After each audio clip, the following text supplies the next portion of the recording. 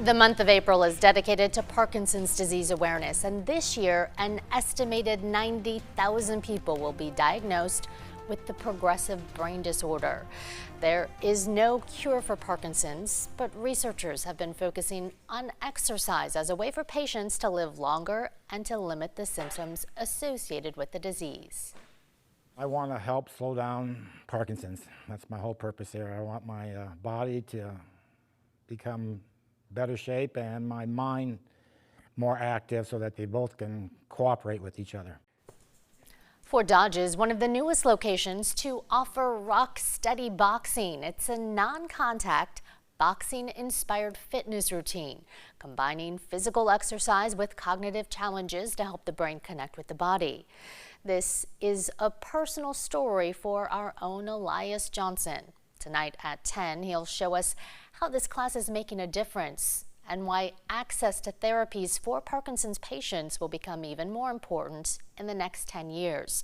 You want to make sure to tune in for a story at 10. And right now, Erin joins us with two guests who are experts in this field. They sure are. Thanks so much, Janae. We are so happy to have with us again Christine Meldrum, who is an exercise pro who works with people with Parkinson's, and Dr. Daniel Korkos. He's from Northwestern University School of Medicine. Both of you, I don't think it's an overstatement to say, have really devoted your professional lives to helping people who've been diagnosed with this disease. Yes. Oh, that's absolutely true. Okay, Absolutely so let's start with the research. Elias is going to get into this in his story, but what the two of you are focusing on very specifically is the impact of exercise. So first, let's just start with some of the statistics that you've sent me. Sadly, that Parkinson's is now the fastest growing neurological disease. It is. It has overtaken everything. And it is sad to say that it is growing at a rate that people don't really understand or know that. Mm-hmm. And I am constantly seeing people come through the door. And Daniel's research is probably the most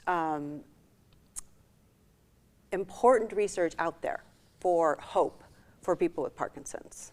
It's so specific. Daniel, tell people about it. You have results now from research that you've been involved in for years. What is it showing about the specific type of exercise that people need to be doing? Well, the research which I've been conducting is when people use a treadmill and when they keep their heart rate high.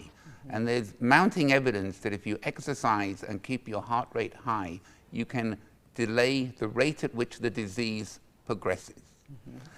I also heard that you led with Rock Steady Boxing. Yes. I am a huge fan of Rock Steady Boxing, okay?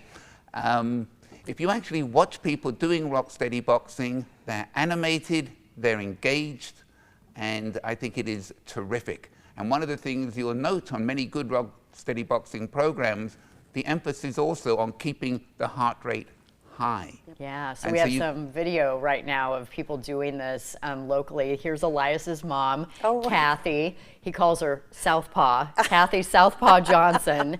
So, but this is interesting to note though, because, you know, Christine, you and I both are exercise professionals. Mm-hmm. So, you know, sometimes people show up to class and they're kind of phoning it in. Right.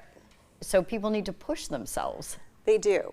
I just spoke yesterday in Centerville to a group of Parkinson's people, and it was interesting because when I got to the point and I showed them Daniel's research for Sparks, the thing that they perked up on was the 80% of maximum heart rate, that the group that worked at that heart rate level, that they did not progress in the disease. Mm-hmm. And all of a sudden they went, oh, if I work at this rate, the disease is not going to progress. Mm-hmm. And so while there's no, guarantee, the study did show those people for 6 months did not progress.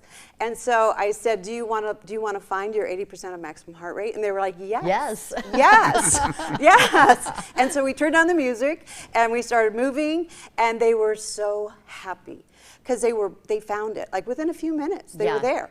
And they were like, it's not so hard. Right, but people need to know what that feels like. That's Yes, part of it. exactly. Okay, a couple other things. You sent us so much great information. We're not going to get to all of it. One is about this gray tsunami that's headed our way because all baby boomers are going to be age 65 and over. That's 78 million people. But then also, I think we have a graphic here about early onset Parkinson's. That's someone, I mean, way younger than me, between the ages of 21 and 50. Here's the graphic right up Yes. here that you sent me. Yes, and the thing about it is that it went from 1.5 to doubling, and it's up 107%.